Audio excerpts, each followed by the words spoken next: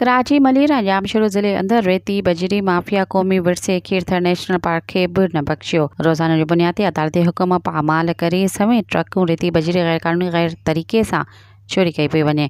रेती बजरी जी चोरी में रेती बजरी माफ़िया सां गॾु मिनरल माइनर पुलिस इंतज़ामिया बट बणियल आहे। रेती बजरी जी तेज़ी सां चोरीअ सबबि ज़मीन जर हेठि लही खारो थी वियो आहे, जंहिं सबबि मलिर ऐं जामशेरो जा सरसब्ज़ इलाइक़ा तोड़ी ज़राअत तबाही कंधीअ ते पहुची चुकी आहे। मलिर ऐं जामशेरो जे मुख़्तलिफ़ इलाइक़नि काठोड़ मलिर नदी, थदोड़ नदी ऐं ॿियनि इलाइक़नि में सरेआम रेती बजरी मिनरल माइनर खाते जे करप्ट ऑफिसरनि ऐं पुलिस जे मिली भगत सां कढियण सबबि तर जा रेती बजरी चोर ऑफिसर त करोड़पति थी विया आहिनि, पर माहौलियाती सिस्टम तबाह थींदो पियो वञे।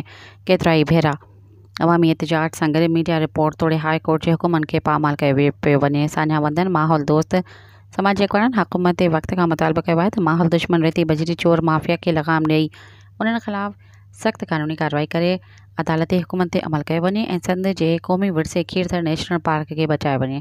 सब्सक्राइब कयो अवामी न्यूज़ HD खे ऐं ताज़ा तरीन ख़बरुनि लाइ ॾिसंदा रहो अवामी न्यूज़ HD।